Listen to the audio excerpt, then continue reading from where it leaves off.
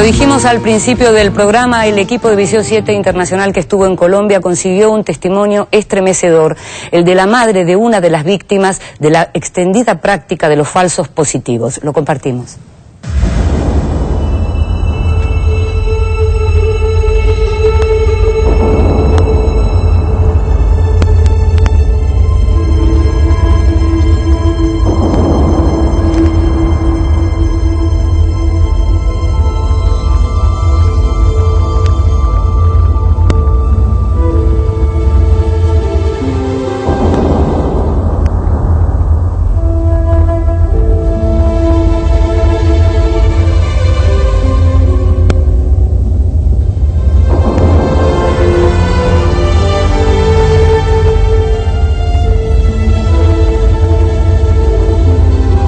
Pues yo fui nacida en el Meta, Granada Meta, pues mi pueblo donde yo nací se llama Fuente de Oro Meta.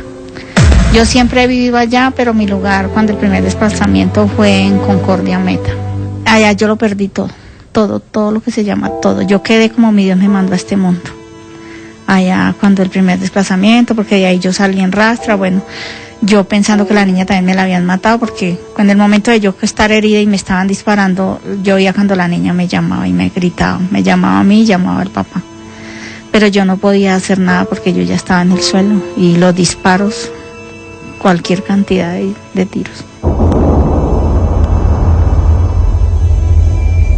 Los grupos ilegales dicen, pero como no, o sea, yo no vi sino solo los tiros, pero no vi caras. Los grupos ilegales, porque en esa zona operan grupos ilegales, paramilitares y guerrilla. De ahí, pues ahí me recogió un carro, sí, un camionero, y me trajo al batallón del ejército. Cuando yo ya iba en el carro, que ya me iban a sacar, fue cuando una vecina apareció, y entonces yo le dije que entrara y me sacara a la niña, porque yo le decía al señor del carro, sáqueme la niña, y dijo, no mami, yo no dentro. Yo le dije, pero yo irme y mi niña. Cuando la señora me dijo que no, que la niña estaba bien, entonces ella fue y me la sacó y yo ya estaba en el carro y fue cuando yo me fui ya con mi niña a que me prestaran el primer auxilio el ejército.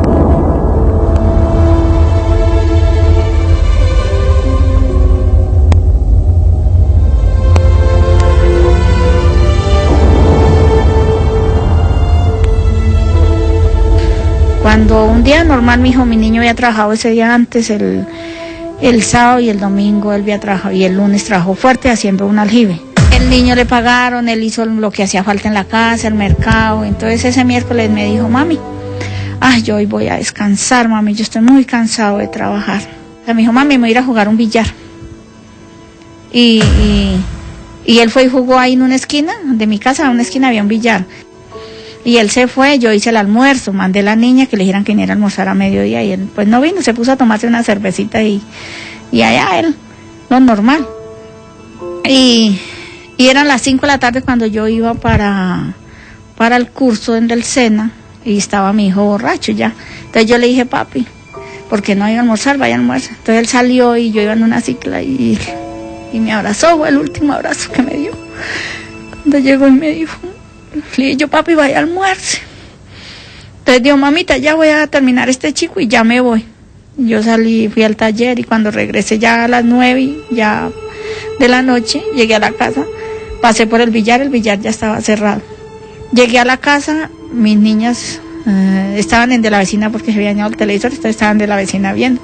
Cuando le dije, mami, el niño no ha llegado, dijo, no, mi hermanito no ha llegado. Dije yo, ¿cómo así? Dije yo, ¿para dónde se fue? Pues yo en el momento como que lo tomé que de pronto estaba por ahí y el otro amiguito así. Cuando fue el niño que no llegó ya no llegó. Yo esa noche yo no dormí, nada, y yo esperé llamada de él porque él era muy comunicativo conmigo. Cuando él se quedaba así por fuera de la casa, él me decía, mami, yo no se preocupe que yo estoy en tal parte, estoy...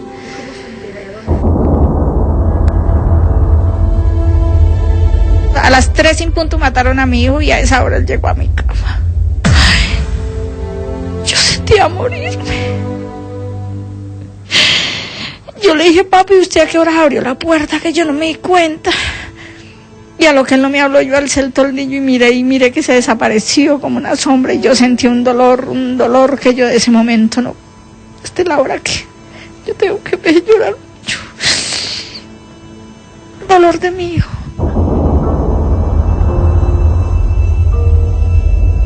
Cuando llegué a la finca, cuando mi hermano, que ellos son soldados profesionales, Asael Mancera Campo y Elías Mancera Campo, a la madrugada cuando dijeron que, por la mañana, cuando dijeron que habían matado a un guerrillero, que andaba de baja a un guerrillero, pues mi hermano no le paró bolas porque él dice que él ya sabe cómo son esas cosas.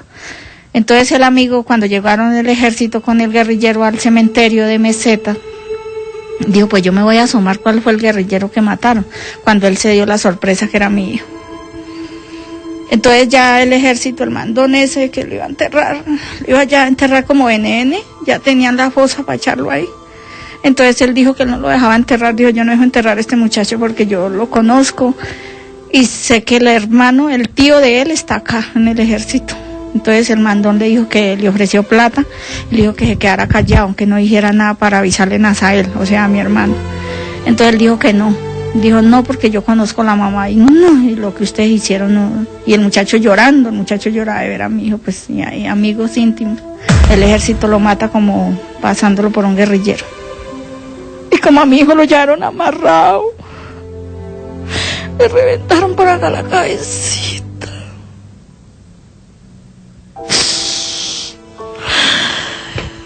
Y lo asesinaron así, ahí amarrado. Y de ahí para acá eso ha sido muy duro para mí. O sea, saber uno perder lo que viene es perder una cosa así, pero quitarle a uno un hijo, porque mi hijo era el que me ayudaba, el que me ayudaba para la comida, o sea, él vivía muy pendiente de mí y todo. Mi nombre no lo identifico, yo he pedido más bien ser privada en los colegios con las niñas, porque yo pienso que pronto me le hagan algo a mis hijas. Que yo digo que por bien que esté, o sea, yo siempre tengo mi mano, el amor de mi hijo, que yo creía que era mi único hijo varón, y yo lo quería muchísimo. Y así yo esté bien, ¿cierto? Pero yo pienso en mis hijas. Yo le digo a mis hijas, donde uno puede estar tranquilo, que ustedes yo sé que salieron, llegaron a otro lugar, no allá donde yo estoy. Y no tengo por qué sufrir si yo vivía bien. Todo lo que me ha causado el ejército. O sea, yo estoy viviendo es porque el mismo Estado fue el que me hizo esto, y todo esto que estoy viviendo, el culpable del Estado, el ejército.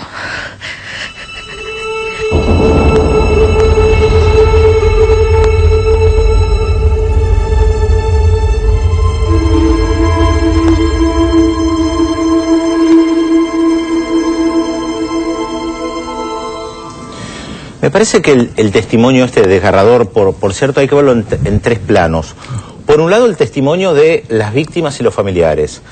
Por el otro, el del gobierno, el gobierno de Álvaro Uribe y ahora de Juan Manuel Santos, que sigue negando lo que está pasando. O sea, la postura del gobierno es muy clara. No sucede todo aquello que está siendo denunciado. Es más, el fin de semana pasado, cuando Fidel Castro en una carta dijo que era realmente una inmoralidad poner a Álvaro Uribe al frente de una comisión que investigue qué pasó con el barco de Turquía que fue a la Franja de Gaza, rápidamente salió el expresidente Álvaro Uribe a responderle en un comunicado donde dice, y lo cito textualmente, Colombia desmontó el terrorismo narco-paramilitar, debilitó el terrorismo narco-guerrillero, fortaleció a las Fuerzas Armadas para que tengan un impecable récord de eficacia y respeto a los derechos humanos. Esto es lo que dice el presidente Uribe. Ahora, cuando uno mira los documentos de la Embajada de los Estados Unidos y de miembros de las Fuerzas Armadas de Colombia, surge todo lo contrario. Allí se citaba en el informe pasado que vimos en el primer informe. Hay informes de la CIA donde se habla de escuadrones de la muerte, hay comentarios de generales colombianos que plantean este síndrome del conteo de las víctimas, de las bajas, colaboración con los paramilitares, cables de la propia Embajada de los Estados Unidos que mencionan de operaciones de falso positivos, menciona un caso donde el ejército dice que fue responsable y donde los paramilitares dicen que son responsables del mismo caso.